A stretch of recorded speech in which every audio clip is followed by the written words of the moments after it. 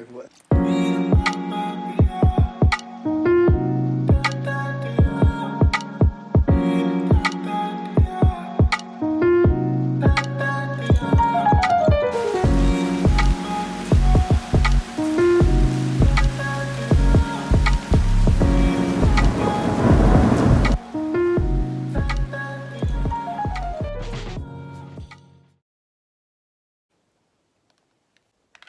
سلام.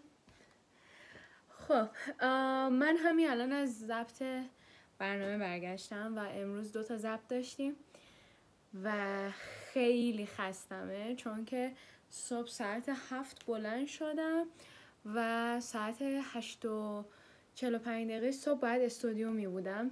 دیر کردم ربع ساعت و واقعا من بعد از لحاظ تکلمم دیگه یه جایی رد میدم دیگه، کلا حرف زدنم نمیاد و خیلی به مشکل برمیخورم. الان نیاز دارم یه ذره خودم رو جمع جور کنم چون که امروز روز معلمه و روز منه و دلم نمیخواد که امروز رو خیلی بی انرژی و اینا برم سر کار. میخوام یه ذره خودم رو جمع جور کنم و با یه حالت خوب برم سر کار. یه روزم توی یکی از ویدیوها کادوامو نشونتون میدم، کادوهای روز معلمو. الان میخوام آرش و اینا رو پاک کنم بعد به زندگیمون برسیم. یه تیشرت جدید کادو گرفتم،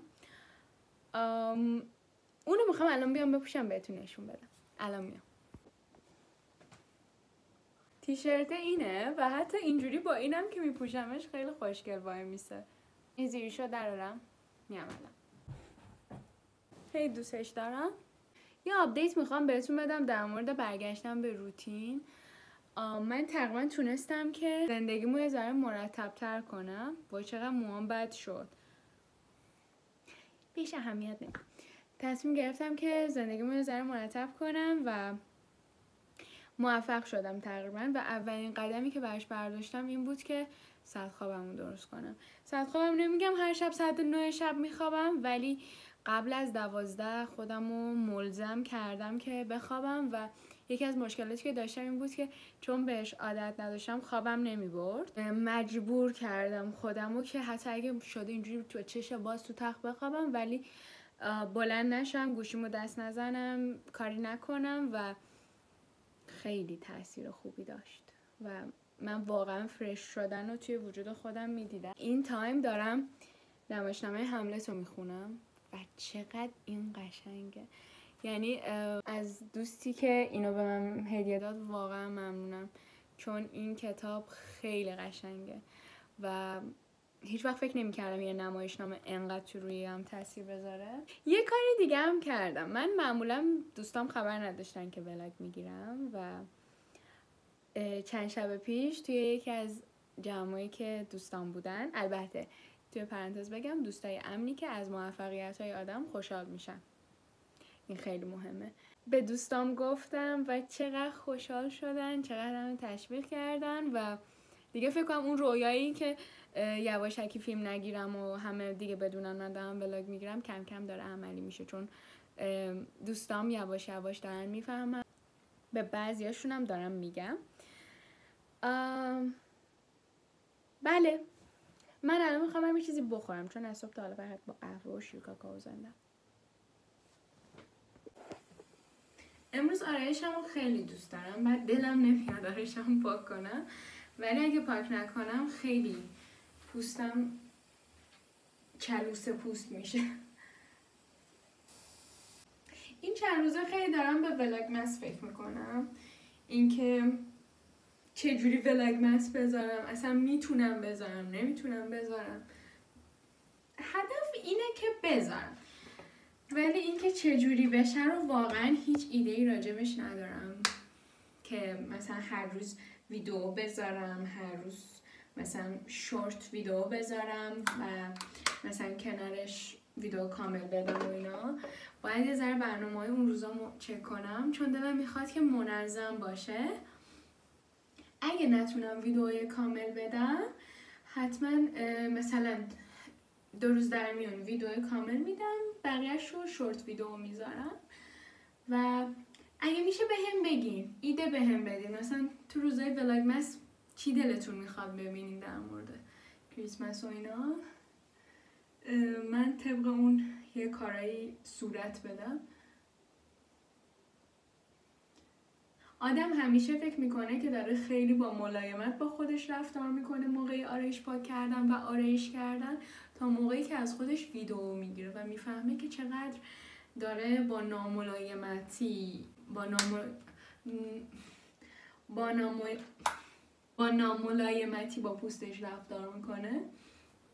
و همین الان دارم تمام تلاشمو میکنم که با پوستم درست رفتار کنم.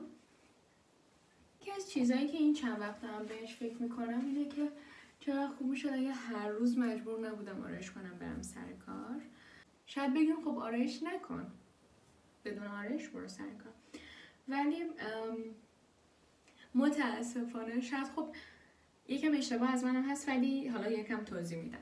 من یه تایمی بدون آرایش میرفتم سر کار، همکارام همشون تقریبا آرایش میکنن، چند تاشون هم عملای زیبایی رو صورتشون دارن و حالا اونا بدون آرایش خودشون خیلی پوست جالبی نه، مثلا کبودی زیر چشم و اینا دارن خودشون هم میگن، ولی اونا آرایش کامل میکنن میان. و من یه چیزی رو توی شاگردام متوجه شدم، من اکثر شاگردام پسر بچه‌ن و یه چیز عجیبی که توی بچه‌ها هست و مخصوصا پسر بچه‌ها و من اینو تازه کشف کردم، یعنی طبق یه آزمایشی رفتم جلو و دیدم واقعا تاثیر داره. بچه‌ها و مخصوصا پسر بچه‌ها تو وقتی آرایش داری خیلی راحت‌تر باهات برخورد میکنن و انگار دقتشون اینجوری جلب میشه، توجهشون جلب میشه و باهات راحت‌تر کنار میان. یعنی اینطور بگم که من یه شاگرد دارم که یه رفتار پایه رو این هفته انجام دادم با آرایش، هفته بعدش انجام دادم با بدون آرایش و این بچه از این رو به اون رو شد و مثلا 2 هفته بعدش دوباره تست کردم. من هر موقع بدون آرایش میرفتم سر کار شاگردان منو دیوونه میکردن و موقعی که مثلا یه ذره لباسم درست بود، همه چی اوکی بود، موام قشنگ بود، ولی آرایش که نمی کردم اصلا یه اتفاقات عجیبی سر کار می افتاد و از این روزی به بعد گفتم خب شاید بصری نیاز دارن که یه چیز زیباتر ببینن که یه ذره ترغیب بشن و من شروع کردم از اطرافیان پرسیدم. من یه پسرخاله داشتم، این مهد کودک که میرفت عاشق معلمش بود و چرا عاشق معلمش بود؟ چون که معلمش رژ لب سرخابی میزد و از اون به بعد این بچه عاشق رژ لب سرخابی بود. یه کمی دیگه خودم فکر کردم، دیدم منم بچه که بودم عاشق این بودم که معلمم آرایش‌های خوشگل میکرد، موهاشو بالا میبست، عینک میذاش روی موهاش و کفشای پاشنه بلند رنگی میپوشید و گفتم خب شاید واقعا بچه‌ها نیاز دارن یه چیز خوشگل ببینن. بعد با خانم حسابکارم صحبت کردم و اونم گفت که راست میگی، منم بچه که بودم یه معلم داشتم که خیلی بد رفتار میکرد، ولی چون خوشگل و خوشپوش و خوش آرایش بود من همیشه اینو دوست داشتم و این دیگه توی ذهن من موند شد، انگار یه نمیدونم بهش چی بگم، یه عادت. و الان دارم تمام سعیمو میکنم محصولات خوب استفاده کنم که پوستم صاف شه، که حداقل نخوام مثلا با پنکیک و اینا کارمو راه بندازم، حداقل رژ بزنم برم سر کار فقط. و هدف الان اینه، هدف اینه که الان یه کار کنم جوش نزنم. این یه داستان باحال بود از بچه که واقعا تو رویه‌شون تاثیر میذاره و با معلمای دیگه هم که صحبت کردیم دیدیم که این واقعا واقعیه. شما برام بگید. خب من صورتم الان با میسلار واتر و دستمال مرطوب تمیز کردم، الان میخوام بشورمش با آب میشورمش و یکم مرطوب کننده بزنم بهش. من معمولا صورتم با حوله خشک نمی‌کنم، با دستمال کاغذی خشکش میکنم. دلیل اینو هم که با حوله خشک نمی‌کنم و اگه بپرسین نمیدونم. احساس می‌کنم حوله خیلی چیز جالبی برای خشک کردن صورت نیست و یا باید خیلی بشوریش، خیلی تون عوضش کنی. کلا حس خوبی با حوله برای صورت ندارم، برای همین دستمال کاغذی رو ترجیح میدم. من چیزی بخورم. خوش اومدید به آشپزخونه ما. دوستمون برامون حلیم آورده، الان میخوام اونو گرم کنم بخورم. و دیروز رفتم مارکت برای خرید، یه چیز بامزه خریدم، میخوام به شما نشون بدم. چای مخصوص خواب گرفتم. قشنگ بازنشستگیتون رخنه کرده. یعنی هیچ وقت فکرشو نمی‌کردم تو این سن برم چای مخصوص آرامش خواب بگیرم. و چای برای آروم خوابیدنه و حالا اینجا می‌نویسم چیا توش داره. دمنوشه بیشتر. دیشب نوشیدم و واقعا خوب بود و واقعا آرامش داشتم. خوبه دیگه. آره دیگه، چای آرامش بخش می نوشیم. خب منتظر جناب حلیم هستیم که گرم شه. با حلیم نون میخورن؟ من میخورم.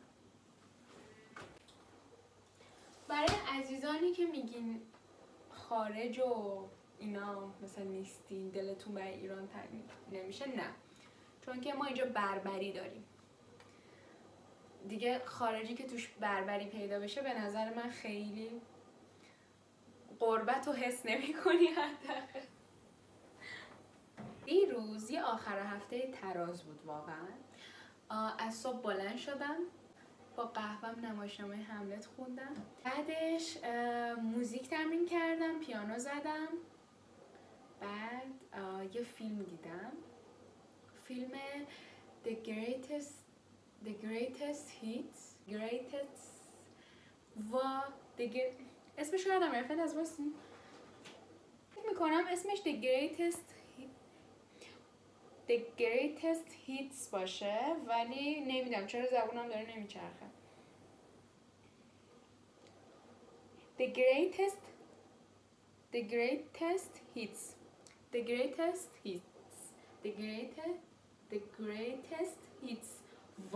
لا هرچی این. و خیلی فیلم خوبی بود. اگر مشکل مووان کردن دارین به نظر من میتونه یه کمکایی چون که خیلی از دیدگاه جالبی نگاه کرده بود و خوشم اومد ازش. من خیلی گرسنمم دیگه، نمیتونم حرف بزنم.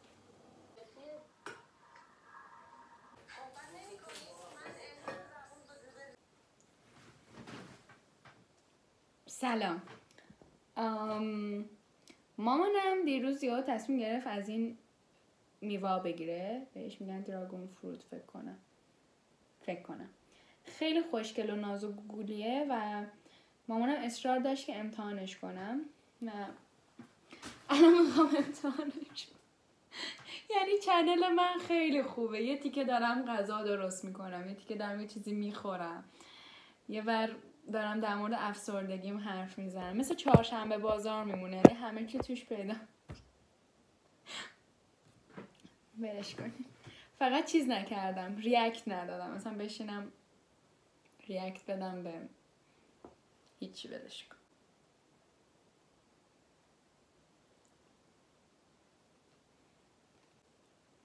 مزه آب میده، فقط خوشگله. مزه آب.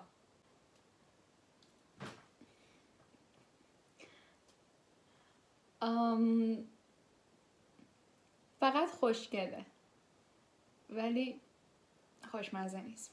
مثل آدماییه که خوشگلن ولی طنزشون خوب نیست. من برم میوه‌مو بخورم. خدا.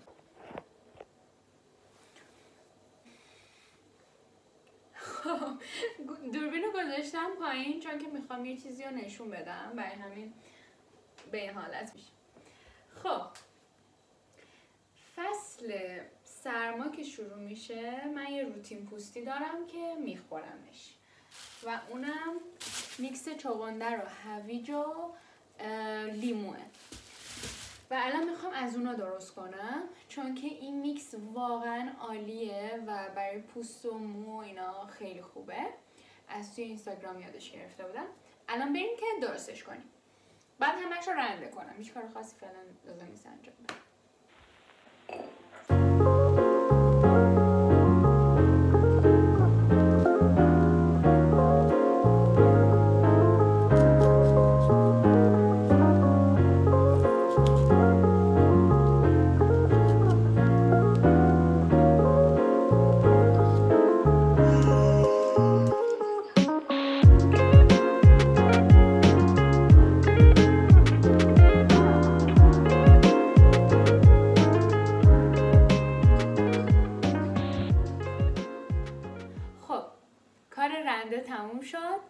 و رنده کردن واقعا کار سختیه و چغندر یه جوریه که اگر ریخت دور و بر زندگیتون به همه جا رنگ میپاشه و برای همین سخته کوچولو.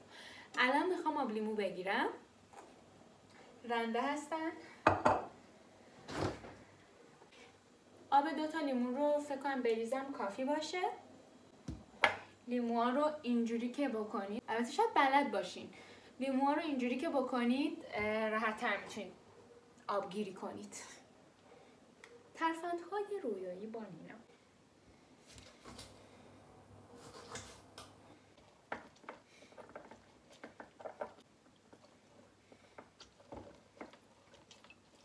آب لیمو بهش اضافه میکنیم.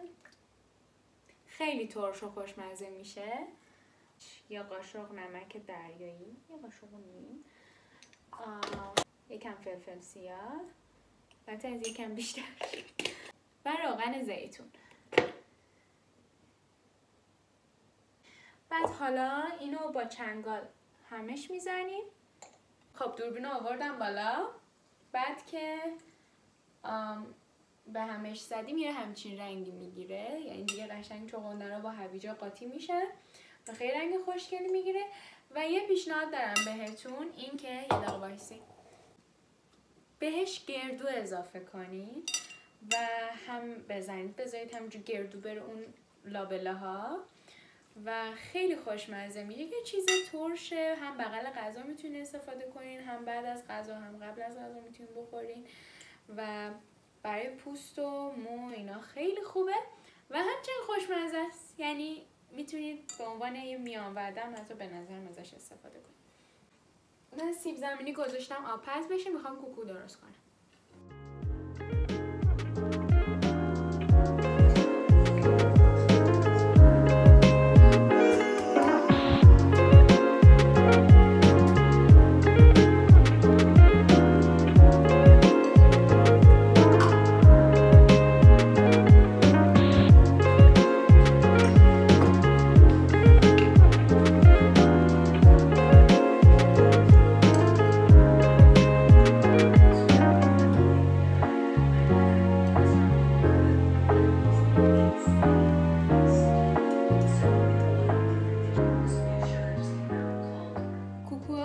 شد.